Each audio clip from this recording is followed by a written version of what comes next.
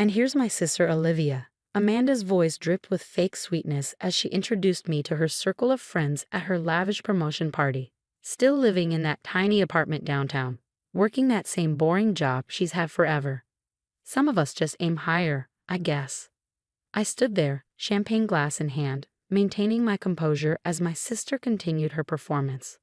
The crystal chandeliers of the upscale restaurant seemed to mock me along with her, their light catching every perfect detail of Amanda's designer dress while highlighting what she clearly considered my inferior appearance. My name is Olivia Chen, and at 32, I've spent my entire life in my younger sister's shadow. Amanda, now 29, had always been the successful one in our family's eyes. She worked at Sterling Technologies, constantly bragging about her rapid rise through the ranks while dismissing my career as insignificant. Remember when Mom and Dad thought you'd be the successful one? Amanda laughed, drawing knowing smirks from her friends. All those perfect grades, always studying. Look where that got you, stuck in the same position while I'm celebrating my promotion to regional director. I took another sip of champagne, letting the bubbles mask the bitter taste in my mouth. What Amanda didn't know, what none of them knew, was exactly where those years of hard work had led me. At least she showed up this time, one of Amanda's friends chimed in. Remember your last promotion party? She was too busy with her important project to attend. That important project had been the final phase of my secret acquisition of Sterling Technologies, but of course they didn't know that either. Oh, Olivia's great at excuses, Amanda continued, her voice carrying across the room. She's always working on something big that never seems to materialize. Meanwhile, I just closed the biggest deal in Sterling's history.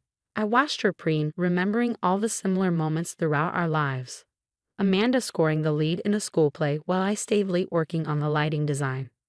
Amanda being crowned prom queen while I organized the event. Amanda getting a full ride to business school based on our parents' connections while I worked 3 jobs to pay my own way. Speaking of deals, Amanda raised her voice, commanding the room's attention. I should thank my sister for something. Watching her play it safe all these years taught me exactly what not to do. Sometimes you have to take big risks to get big rewards. The room tittered with polite laughter. I noticed Mr. Harrison, Sterling's current CEO, standing near the back, his expression unreadable as he observed the scene. I mean, look at us now, Amanda gestured broadly. I'm regional director, about to be youngest vice president in Sterling's history. And she paused for effect. What is it you do again, sis? Something with spreadsheets. Before I could respond, Mr. Harrison stepped forward, clearing his throat. The room immediately fell silent. Amanda's smile froze as her boss approached. Actually, he said, his voice carrying clearly through the suddenly quiet room, I believe your sister has an announcement of her own to make. Olivia? I set down my champagne glass, straightening my simple but elegant blazer. The moment I'd been working toward for 5 years had finally arrived. Thank you, James, I said, watching confusion spread across Amanda's face at my casual use of the CEO's first name. I suppose now is as good a time as any to share the news. I stepped forward, feeling the weight of every eye in the room. Amanda's perfectly manicured hand tightened around her glass as I moved to stand beside Mr. Harrison. You see, Amanda, those spreadsheets you mentioned. They were part of something bigger, much bigger.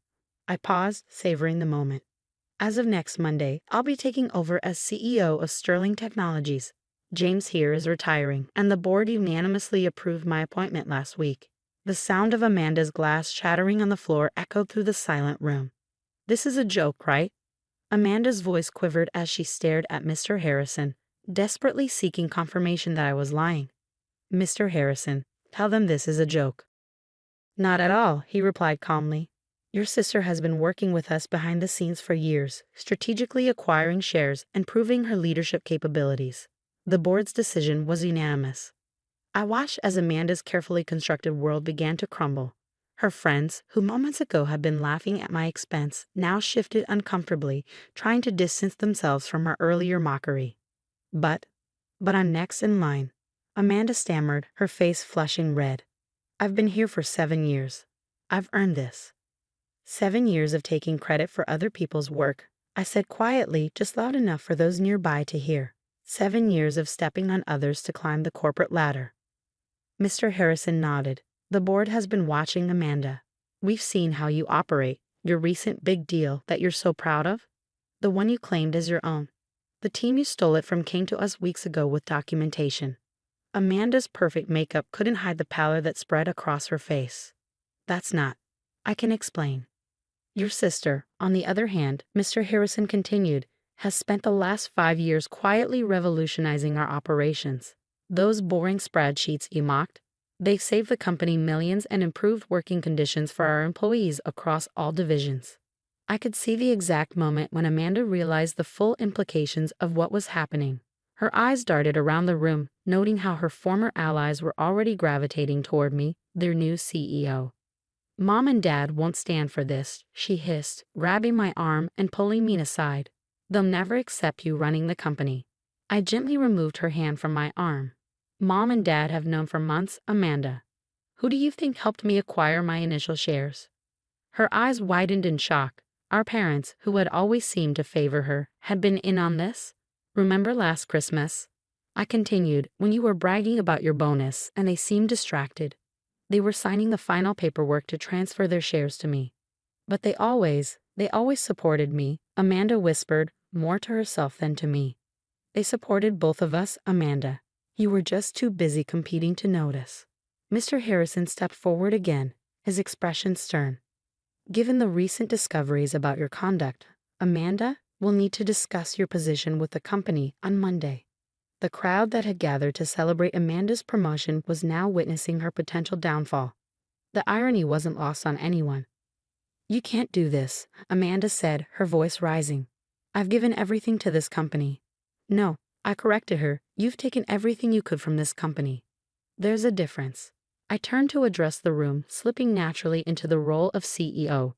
Everyone, please enjoy the rest of the evening. There's much to celebrate, not just changes in leadership, but the bright future ahead for Sterling Technologies.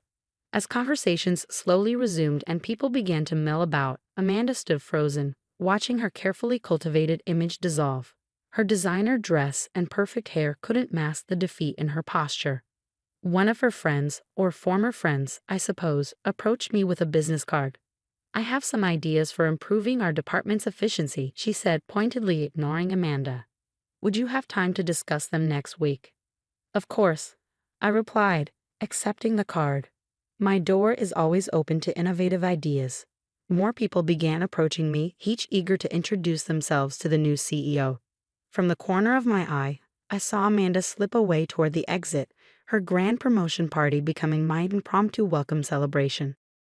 Mr. Harrison touched my elbow gently. I know you'll do great things for Sterling, Olivia. Your sister's party seems like the perfect place to announce the change. Poetic justice, wouldn't you say? I smiled, remembering all the parties and family gatherings where Amanda had belittled my choices and mocked my career path. Sometimes the best success is the kind no one sees coming. The following Monday, I'd arrived at Sterling Technologies headquarters early, well before most employees would start their day. The security guard did a double take as I walked through the lobby. News of the leadership change hadn't reached everyone yet. My new office on the top floor offered a spectacular view of the city skyline. As I settled behind the desk that had been delivered over the weekend, I found myself thinking about the long path that had led here. A knock at the door interrupted my thoughts. It was my parents. We brought you something, Mom said, holding up a framed photo. It was from my college graduation, me in my cap and gown, beaming at the camera while holding my business degree. Amanda hadn't attended, claiming she had a modeling shoot that couldn't be rescheduled. We thought it should be your first personal touch in the new office, Dad said, helping Mom hang it on the wall. We're so proud of you, Olivia. Even though it meant keeping secrets from Amanda, I asked, voicing the question that had been nagging at me. Mom sighed, turning to face me. Your sister needed to learn that success isn't about putting others down. Maybe this will finally teach her that lesson. Before we could discuss it further, my assistant knocked to inform me that Amanda had arrived and was demanding to see me. Send her in, I said, squeezing Mom's hand reassuringly. You might want to give us a moment alone. My parents nodded, heading for the door just as Amanda burst in. She stopped short at the sight of them. You knew, she accused. All this time you knew and you didn't tell me. We raised both our daughters to be successful, Dad said firmly. We just didn't expect you to define success as stepping on others. They left, closing the door behind them. Amanda stood there, looking smaller somehow in her expensive suit, her perfect facade cracking. "You're really going through with this?" she asked, her voice barely above a whisper. "Sit down, Amanda." I gestured to the chair across from my desk. "We need to talk about your future at Sterling." "My future?" She laughed bitterly. You're not firing me?" "No," I replied, opening a folder on my desk. "Despite what you might think, I'm not you. I don't destroy people to elevate myself." Her shoulders relaxed slightly, but wariness remained in her eyes. "However," I continued, "you'll be transferred to our Seattle office. Fresh start, clean slate. Your new position will be junior project manager." "Junior?" she sputtered. "That's 3 levels below my current position. A position you gained through manipulation and taking credit for others' work," I reminded her. "You'll have the opportunity to earn your way up, legitimately this time." She slumped in her chair, the fight leaving her. "Why aren't you just firing me?" "Because you're my sister, Amanda, and because I believe everyone deserves a chance to learn from their mistakes." For the first time in years, I saw a glimpse of the sister I used to know before competition and jealousy had twisted her. "I don't know if I can do this," she admitted quietly. "You can," I assured her. "You have real talent, Amanda. You just need to learn to use it to lift others up instead of pushing them down." 6 months later, I received my first report about Amanda's progress in Seattle. She had started a mentoring program for new employees, earning genuine respect from her team. Her latest project had come in under budget and ahead of schedule, all properly credited to the entire team. During our monthly family dinner, Mom showed me a text from Amanda. She had invited a junior colleague to share the presentation spotlight for their upcoming client meeting. "She's learning," Mom smiled, squeezing my hand. "Baby steps," I agreed. The following week, an email arrived from Amanda. "Sis, I owe you an apology. Actually, I owe you about 1,000 apologies. But mostly, I owe you a thank you. You could have destroyed me, but instead, you showed me a better way to succeed. My team just landed a major contract, and for the first time, the victory feels real because I earned it. I'm proud to be your sister. Love, Amanda." I smiled, pinning the email to my board alongside that college graduation photo. Sometimes the best revenge isn't about getting even. It's about showing others how to be better. Looking out over the city from my office window, I thought about how success comes in many forms. For me, it wasn't just about becoming CEO. It was about maintaining my integrity while helping others, even those who had hurt me, find their own path to genuine achievement. And that perhaps was the greatest victory of all.